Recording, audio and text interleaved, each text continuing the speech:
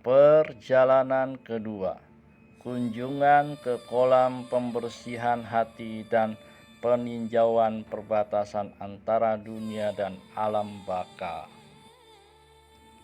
Buddha Cikung tiba pada tanggal 12 September 1976 penanggalan lunar Pekwe Cap Kau. Asal mulanya manusia bagaikan sebutir permata. Begitu jatuh ke bumi menjadi kotor. Bila manusia dapat membersihkan diri, kembali menjadi suci dan murni, ia bisa pulang ke surga. Saat itu terbukalah mata sucinya, melihat keaslian diri mereka sendiri. Cikung Hofo Yang Seng, bersiaplah untuk berkeliling ke alam neraka. Yang Seng, guru, hari ini saya baru pulang dari kota Changhua. Saya merasa sangat lelah, ingin sekali beristirahat. Perjalanan ke alam baka hari ini bolehkah diganti hari lain? Cikung Hofo, kamu sungguh malas.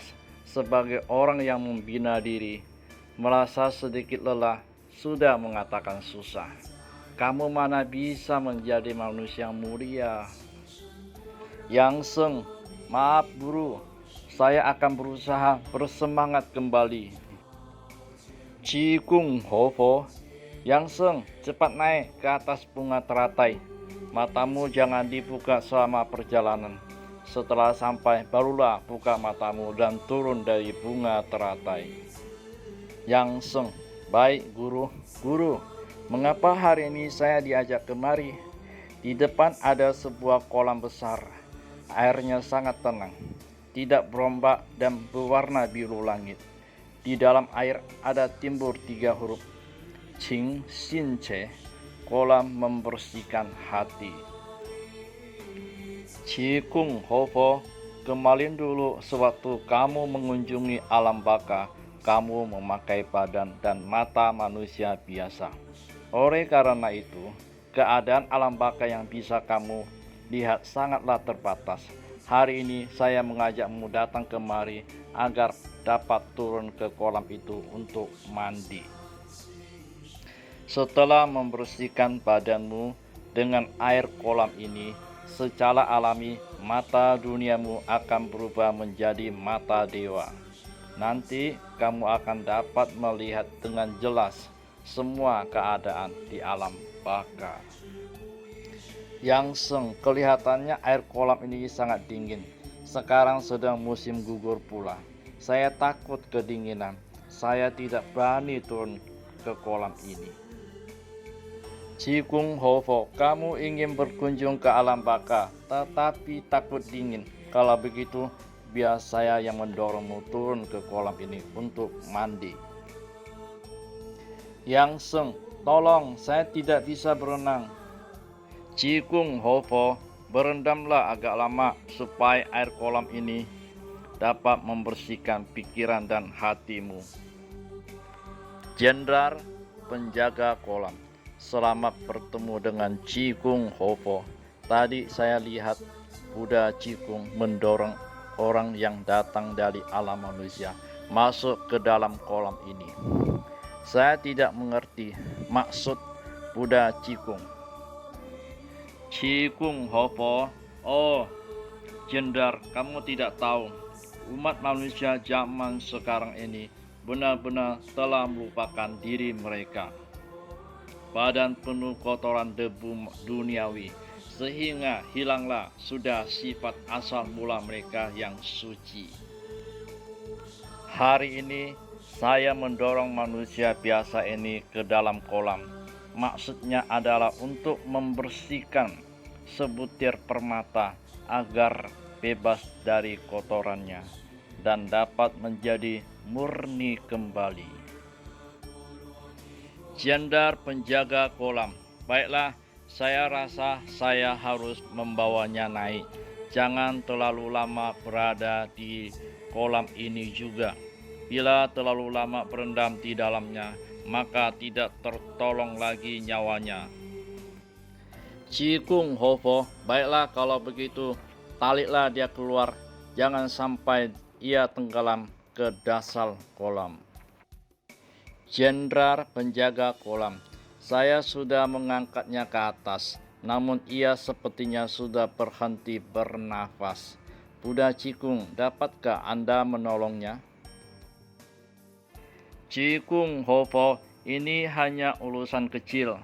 Setelah dimandikan dengan bersih, dia akan hidup kembali. Saya akan mempergunakan kipas saya ini untuk mengipasinya. Ia pasti hidup kembali. Lihatlah ilmu saya. Jenderal penjaga kolam, oh, ia sudah sadar dan dapat membuka matanya seperti semula. Yang Seng, dulu, mengapa kamu mendorong saya masuk ke dalam kolam itu? Cikung Hovo, umat manusia di dunia kebanyakan tidak suka membersihkan diri. Maka dari itu harus didorong untuk melakukan pembersihan diri secara rohani dan jasmani. Yang Seng, terima kasih atas nasihat guru. Kini badan saya terasa sangat sejuk dan nyaman. Siapa orang ini? Beliau berpakaian seperti seorang jenderal. Cikung Hovo, beliau adalah jenderal penjaga kolam. Tugasnya adalah menjaga kolam ini. Bagi yang tidak mendapat izin, tidak boleh mandi di kolam ini. Ini adalah kolam tempat mandi para dewa. Selain dewa, orang lain tidak diperbolehkan datang kemari. Hari ini kamu sangat beruntung bisa mandi di kolam mandi para dewa. Jenderal penjaga kolam, Buddha Cikung, hari ini kamu membawa manusia dari alam manusia untuk datang kemari. Sebenarnya ada keperluan apa? Cikung Hovo, karena di dunia di kota Taichung, Taiwan bagian tengah, terdapat sebuah vihara yang bernama Seng Xian, perkumpulan para orang suci, menerima titah dari penguasa langit untuk menulis kitab berkeliling ke alam neraka.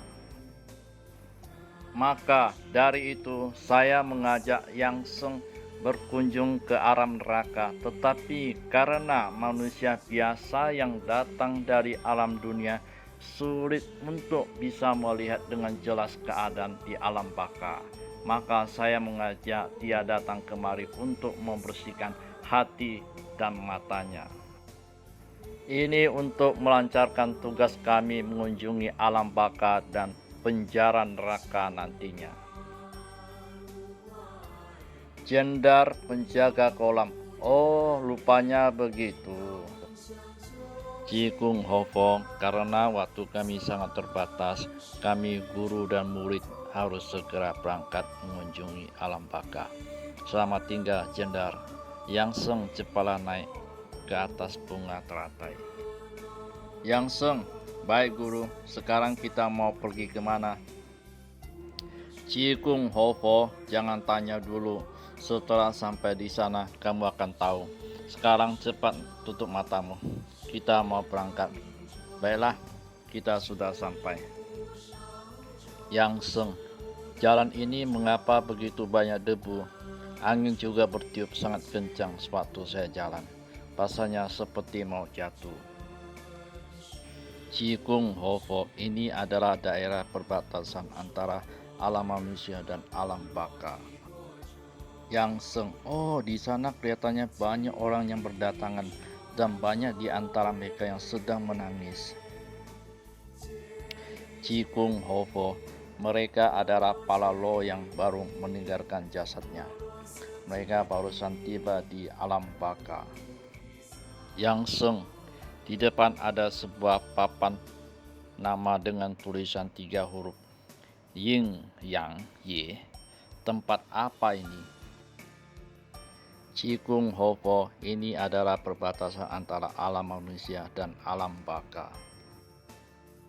Yang Seng, di depan ada 2 deretan bangunan yang tinggi. Mari kita pergi ke sana. Cikung Hofo, baiklah cepat jalan. Yang Seng, di depan pintu masuk ke bangunan yang bertingkat itu tertulis kantor penyerahan catatan. Di dalamnya terdapat beberapa ruangan. Ada 10 ruangan lebih. Cikung Hofo, mari kita menuju ke depan untuk bertamu. Pejabat alam baka, selamat datang Buddha Cikung dan Yang Seng yang berasal dari kota Taichung, Vihara Sengxian. Sebenarnya pada bulan Agustus Pekgue, tanggal 15 Capo, kami di sini telah menerima pemberitahuan bahwa Vihara Sengxian telah menerima titah penguasa langit untuk menulis kitab ajaran kebaikan yang berjudul Berkeliling ke Alam Neraka,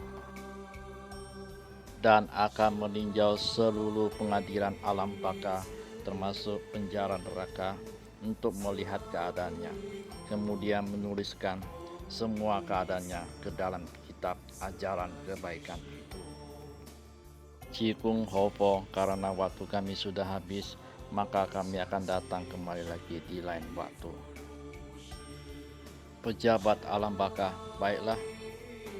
Cikung Hofo, Yang Seng, mari kita pulang ke vihara. Kita berjalan ke depan ruangan dan naik ke atas bunga teratai. Sekarang tutup matamu. Yang Seng, baik guru. Cikung Hofo, di sini saya ingin mengingatkan para manusia, hawa nafsu dapat menembus pikiran yang keruh. Pikiran yang tidak dirati bagai hujan dapat menembus rumah yang teratap tiris. Hawa nafsu tidak dapat menembus pikiran yang jernih, pikiran yang telah dirati. Bagai hujan tidak dapat menembus rumah yang teratap baik. Yang Seng, saya berharap kamu dapat mengingat hari ini dengan baik. Kita sudah tiba di Vihara Sengxian. Yang Seng turun dari bunga teratai, rohnya masuk kembali ke badannya. Semoga semua makhluk hidup berbahagia. Sadu, sadu, sadu.